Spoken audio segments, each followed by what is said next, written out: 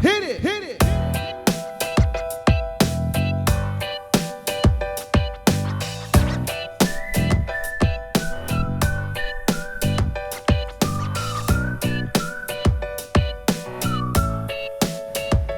Hi, welcome to the Marley Bird YouTube channel. This is going to be a quickie with Marley, okay? I'm going to show you how to do a crochet mattress stitch, which is really great when you're going to seam up an afghan or a sweater or a cowl or socks or whatever it may be. Sometimes you just want an invisible join and a slip stitch won't work and a whip stitch won't work, so it's time to do a mattress stitch, sometimes called a woven stitch. And then there's a part of me you're going to hear me say that I like to call it a lace up stitch. So let me show you what you're going to do. If we look down here, you can see I have two identical swatches, and I have marked my swatches to show me which is the right side. All right, so these markers represent the right side. The reason that is important because when you're doing a mattress stitch, you're going to do all of your work with the right side facing you. So you always want to be able to see the right side. So if you have it signaled right there to you that that's the right side, it makes it easier. Now, the first thing we're going to do is I'm going to show you how to join the stitches up the sides. Okay, so let's say that you wanted these two sections to join up. Now I did them in different colors, that way you can kind of see easier on film that every two rows I changed colors, and you can see I'm really matching up row for row, okay? Row for row. And I'm going to go ahead and I'm using a really bright colored yarn. It's the one that is this teal colored right here. And I have cut off a length of yarn that I think is long enough to get through the entire row. That is really important because you don't want to get down half of your seam and run out of yarn. You really want to keep the same amount of yarn the whole way, okay? So I've went ahead and I've threaded my yarn onto a steel tapestry needle, which I think is very important that you use steel tapestry needles or a blunt tip steel needle, yarn needle. The reason I like it is because it really glides well into the yarn.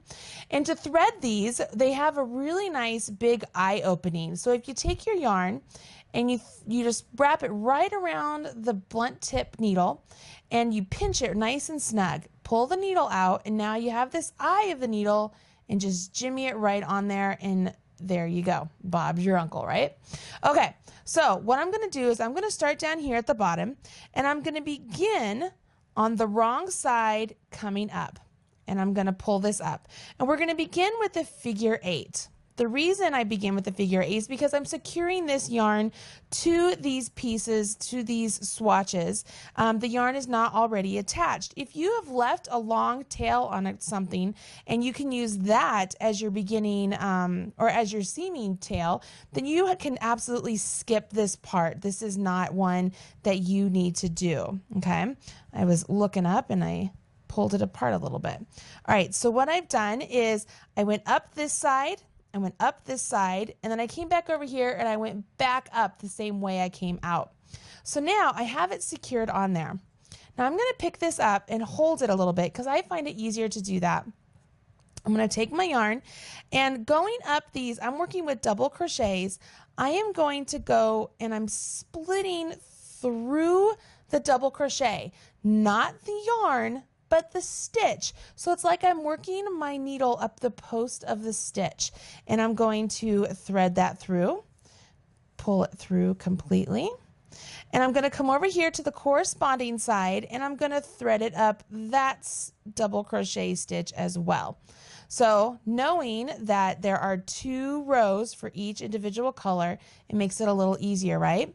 So I come back over here to this side. I'm going to roughly go in about where I came out and work my way up again through the double crochet stitch and up.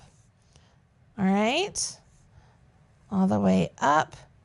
And then I come over here and I do about the same thing. So I came out there, so I'm going to go in right there and I'm going to go through my double crochet and up. Try not to split the yarn. Just makes it easier if I don't split the yarn. If you split the yarn, it's not the end of the world, okay? Once I do that, I'm up here to the next, I'm going to go in where I came out and I'm into the next color. So I'm going to make sure I thread through my double crochet of the next color all the way up through the post and out. Can you see what I'm doing here? So I'm going to do the same thing over here. So I'm going in where I came out. I'm threading through the post of my double. It's kind of hard to see, I know. Just do it yourself and it'll be easier, but I'm trying to use my words wisely to be able to show you what I'm doing. And I'm coming out where I came, or I'm going in where I came out, and I'm going up this side of the double crochet. You see here? So what's really great is as I do this, especially when I'm doing the same color on the like my colored thread, my colored yarn is going through the same color that I just as on the project, you can see it is virtually invisible. The reason I say virtually is I just made myself a nice little knot there. I was trying to get out of having a knot. There we are. When I pull this nice and snug, see how I'm pulling my ends? It pulls the seam together. So you can see my teal over here in the white, but you can't see it in the teal section. So if I were using the same color yarn through this section here, you wouldn't be able to see it, okay? Just like this. Now when you have stripes, the best thing to do is choose the color yarn that's going to be the most invisible among all the stripes, okay? It just makes it easier that way. Now I'm gonna go ahead and I'm gonna snip this because I'm gonna use the same length of yarn and I'm gonna show you how to join this section up here. So let's get all this apart and I'll show you how to join the tops.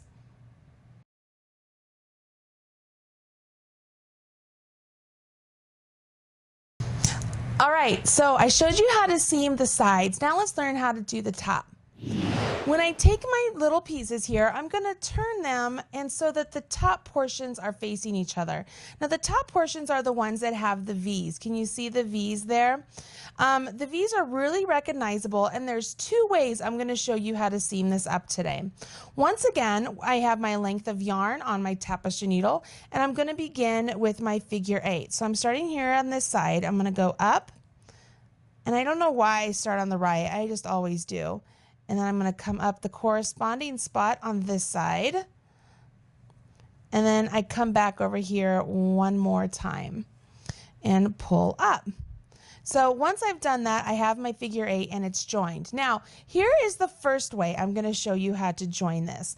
This is how I was taught how to do a mattress stitch for crochet. I'm holding my two pieces together and I have my yarn in my needle in my right hand, and my left hand is just kind of holding the spots open. And with these V's up here, what I'm going to do is I'm going to take my needle and I'm going to thread it from front to back to front around the post, almost like a post stitch. And I'm going to pull this up, okay? And then I come over here and I do the same thing over here. I go in, around, and up. And I'm threading it around the post, but I'm not grabbing like the butt of the stitch. Let me show you what I mean. So if you look down here, I'm coming in here and I'm coming out up here. Now here's the butt of the stitch right there. Can you see it? Like my needle is on it right there. So if I were to come down here, I'd be grabbing the butt of the stitch as well. But I was taught that you come up between. See how I'm between? And I thread through. So it's just like I'm just going underneath these V's, okay? Almost as if I'm creating a V. Can you see the teal thread once I pull this through? See how it's creating its own little V here? Those of you that are knitters, you'll notice that this looks really similar to knitting mattress stitch. And that's how I was taught. This is how I was taught how to do knitting mattress stitch and crochet mattress stitch, is we're creating those stitches. So I've created these nice V's there. Now, if this was the same color yarn, that could be a really cool design feature.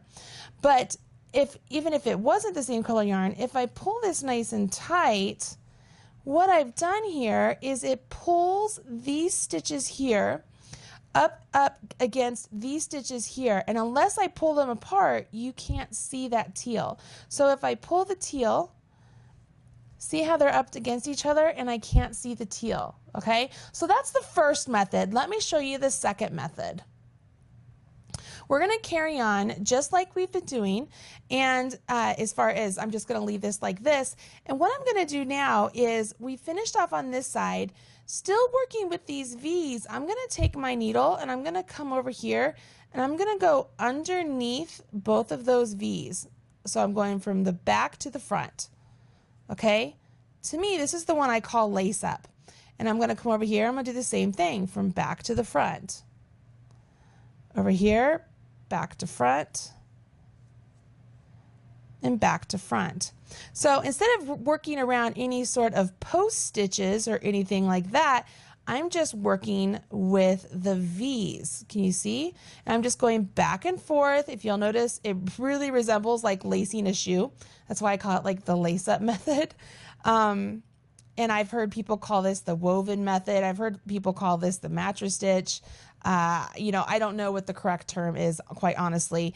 I just know that this one works as well, and I'm going to show you what it looks like as opposed to the other method. So I'm going to go all the way down to the end here. And you don't have to pull these tight each time. Notice I'm leaving them nice and loose. That way I know where I left off each time. So I've finished off the row, okay? So see how it looks like it's a laced up shoe? You see that? If I pull it snug, and make sure all those stitches are pulled snug. You want to get a nice good yarn to do this. Don't use a yarn that pulls apart easily. You can see here, once again, these stitches butt up to these stitches. The teal is almost invisible, very, very close to being invisible. And if I pull it apart, there isn't anything more showing than what is already showing. Where down here, I pull it apart, that's when it shows. So you can decide which method works best for you in the way you want to join. So I'm going to cover that up. So this one here is the mattress stitch, how I was taught how to do it. And this one up here is how I was taught to do what I call the lace up mattress stitch, the lace up stitch, okay? Both ways work equally wonderfully, and they're virtually invisible on either side.